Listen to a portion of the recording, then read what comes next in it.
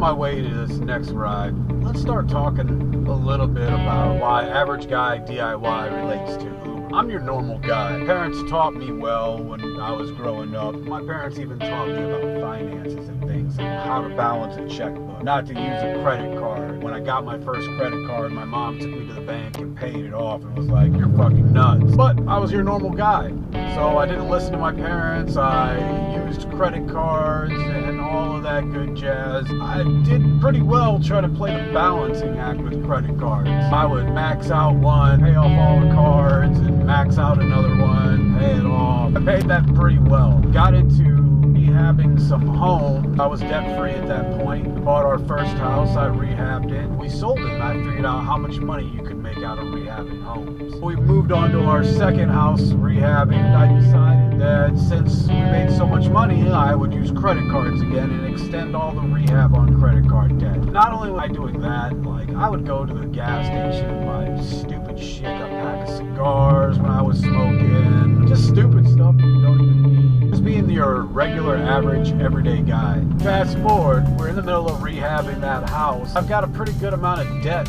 attached to credit cards because of it. My boss calls me and says, "Hey, we've got a position open in Springfield, Missouri. Time for you to move." Pack up our stuff, we move in the hopes that we sell this house. We don't sell the house right away. It goes a month and we're renting one house and we're living in another. We're paying basically 2 mortgages. We're going further into debt because we have to extend some stuff on credit cards to make it all float, hoping that this house is going to sell. Fast forward 5 months, the house did not sell. Now we've got this credit card debt. We've got a house that hasn't sold. We can't buy a new house because we're maxed out on our debts, thinking this house is going to sell. Finally get an offer on this house. They offer us the money I asked for the house. Yay! Debts are paid. Great. We wouldn't be driving Uber if that was the thing. Now we probably wouldn't be driving Uber, but we'd be doing it for other reasons. The debt might be paid because we got an offer on the house.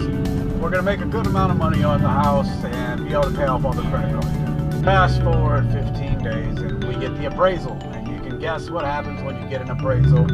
The house did not appraise for what they offered us. It actually appraised for $5 grand more than I bought the house for. And I had already sunk 15 grand or more into the house alone, not including me paying myself by buying a fucking smoothie or a Starbucks or whatever the fuck else I charged on those goddamn cards. Gas. My dilemma was, what the fuck do you do? Do you sell the house at a loss? Or do you keep carrying this debt in hopes that it'll sell? You fucking sell it at a loss, you cut your losses, you stop the fucking bleeding. That's what you do if you want to get yourself back out of debt. I made a decision right then and there. Fuck it.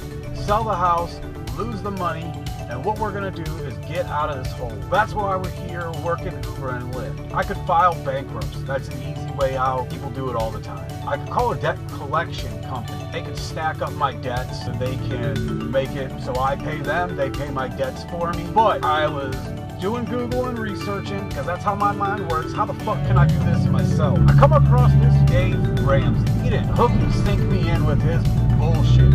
His bullshit is great. I love Dave Ramsey.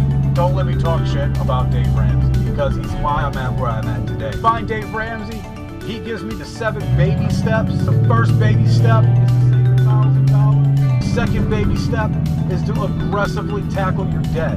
I mean, you sell your children, you sell your stinky underwear, you sell the fucking vase that got your grandma's ashes in. You get a second job. You go work at McDonald's, you go work at Domino's. I'm telling you, I applied to Domino's, I applied to McDonald's, I applied everywhere before I decided to do Lyft and Uber. Lyft and Uber, it's just what happens to make a good, decent amount of money. I can make almost as much in a week at this job as I can at my normal job. That's the kind of side hustle you want to find to attack your debt. This Uber and Lyft thing, I'm learning it, I'm sharing what I'm learning with you guys, but really, it's about attacking this debt aggressively and getting myself in a life that I can appreciate, that I can live a life of happiness with no debt. I just want to be free of working for the man. And right now, with debt, I am just working for somebody, and it fucking sucks. I go to work every day, make them tons of money for a paycheck, when I could go doing whatever I want, hustling for something I dream about, and earning way more money. Just got to get out of debt, guys. Uber it out of debt.